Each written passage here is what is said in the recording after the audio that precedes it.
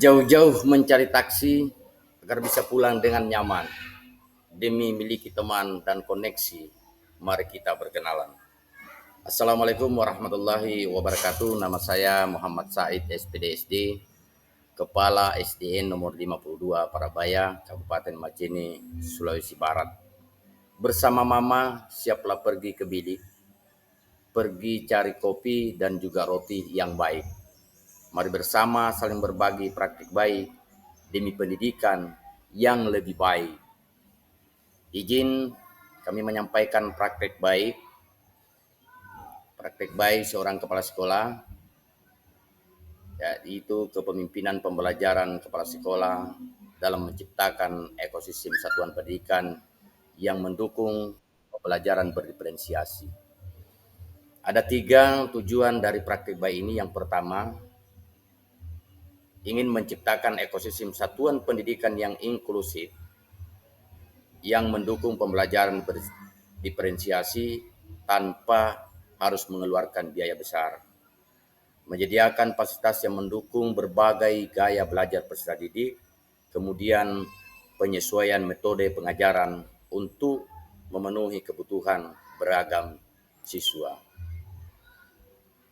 Praktik baik ini kami angkat setelah kami mengalami sebuah situasi atau beberapa situasi yang ada di satuan pendidikan kami. Yang pertama, ada 3 RKB kami yang kondisinya sudah tidak layak pakai, di mana proses pembelajaran itu tidak berjalan efektif, situasi ruangan belajarnya tidak inklusif, kemudian kondisi ruangan yang bisa mengganggu kesehatan guru dan peserta didik.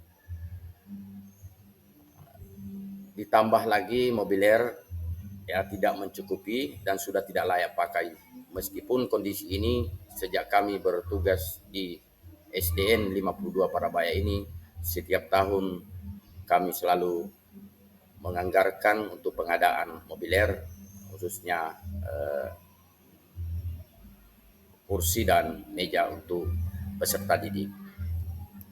Nah, tantangan yang kami hadapi, tentu pertama, kondisi 3 RKB ini sebenarnya sudah masuk kategori rusak berat, dan ini sudah pernah kami usulkan dan datang di Dapodik, dan di tahun 2021 setelah kami sebagai pelaksana program Sekolah Kampung Gerak pernah kami konfirmasi ke Dinas Pendidikan karena kami menjadi salah satu sasaran pada saat itu. Namun hingga saat ini belum sempat terrealisasi. Ketika kami ingin merenovasi dengan menggunakan anggaran dana BOS dengan kondisi ruangan ini, tentu kami dibatasi oleh juknis pemanfaatan atau penggunaan dana BOS itu sendiri. Tantangan berikutnya, ini adanya keluhan anggota komunitas belajar dan peserta didik, kemudian respon dan sorotan orang tua serta masyarakat itu sudah mulai beragam.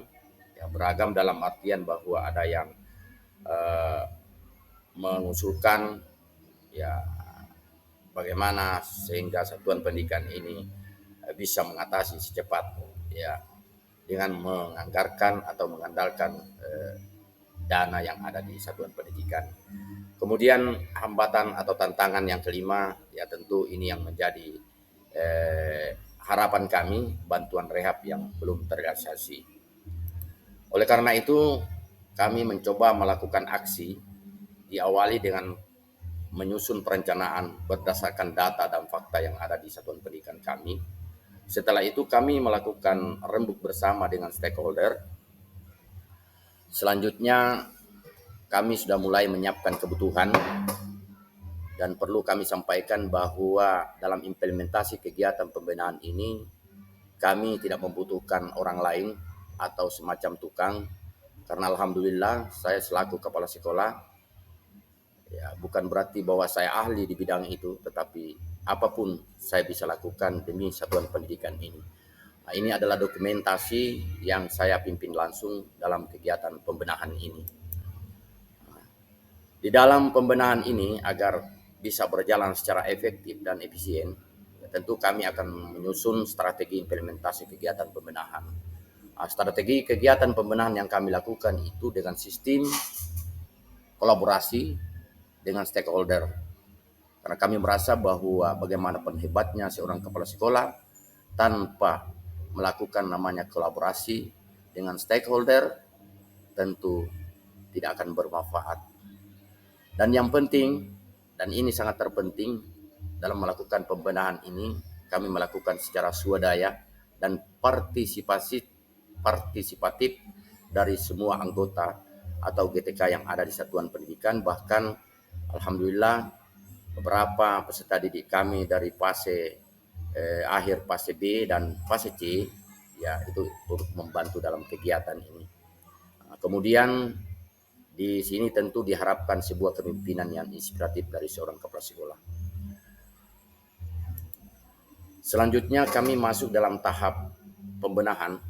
Ya, tentu kami melakukan diawali dari bagaimana kami merabat lantai. Meskipun lantai ini karena memang awalnya bangunan ini 7 tahun yang lalu memang tidak di keramik, ya karena ini salah satu sekolah atau kelas jauh dari SD 24 Batu Taku yang ada di Kecamatan Tugu Sendana, Kabupaten Majene. Kemudian setelah direhab lantai, kami sudah melakukan pemasangan karpet plastik. Nah, karpet plastik ini adalah merupakan kerjasama dari mitra kami, salah satu toko ternama dan terdekat di satuan pendidikan kami, yaitu toko Putra Tande. Alhamdulillah, terima kasih kami sampaikan kepada Putra Tande yang senantiasa memberikan kami fasilitas, ada dana ataupun tidak ada, ketika kami membutuhkan sesuatu. Ini toko luar biasa, tetap siap memberikan atau meminjamkan kepada kami. Nah, setelah itu kami melakukan renovasi meja. Ya, ini renovasi berarti kita membuat perubahan meja yang tadinya meja tinggi, panjang, ya kami rubah menjadi bentuk osing. Nah, setelah semuanya selesai, kami sudah mulai melakukan pemasangan meja tanpa kursi. Nah, ini pun alhamdulillah anak-anak ketika baru dipasang sudah mulai berlomba-lomba menempati tempat duduk yang masing-masing. Nah, ini pun ini belum proses belajar mengajar ya. Ini baru selesai pekerjaan tapi anak-anak sudah antusias mengikuti atau masuk dalam ruangan. Bahkan ada yang tidur-tiduran sambil bernyanyi-nyanyi. Nah, ini adalah suatu bentuk situasi dan kondisi yang tentu diharapkan nanti di satuan pendidikan kami ini bisa berjalan lebih baik lagi. Nah, setelah kami melakukan refleksi, ini beberapa dokumentasi refleksi. Yang pertama kami mulai dari hasil. Hasilnya tentu alhamdulillah suasana kelas itu mulai inklusif. Yang sebelumnya di dalam ruangan itu karena memang dia keramik tidak dikeramik dan kondisi lantainya memang sudah terkelupas, yang menyebabkan yang ada itu adalah pasir-pasir dan debu-debu. Bisa dibayangkan Bapak Ibu ketika anak berjalan 20 orang lebih dalam ruangan tertutup dengan kondisi itu, maka debu bertebangan ke sana kemari. Nah, alhamdulillah saat ini sudah mulai inklusif. Sehingga proses pembelajaran sudah bisa efektif, aman, dan nyaman. Dampaknya ya tentu pembelajaran sudah bisa berjalan secara rileks, santai, namun senantiasa diharapkan ini dapat bermakna. Dari sisi lain, alhamdulillah teman-teman kami dalam kegiatan rutinitas komunitas belajarnya, ini juga ruangan seperti ini bisa dimanfaatkan, duduk melantai ya, dan menyenangkan. Kemudian dari semua situasi dan kondisi ini tentu diharapkan hasil belajar peserta didik itu dapat lebih meningkat. Untuk mensukseskan sebuah kegiatan ada tips dari kami. Yang pertama, jangan mudah menyerah. Niatkan bahwa kita ini selalu bisa. Jangan selalu menunggu dan mengharapkan bantuan. Lakukan kolaborasi dengan penuh semangat. Ikhlas, sabar tanpa harus mengharapkan imbalan ataupun pujian.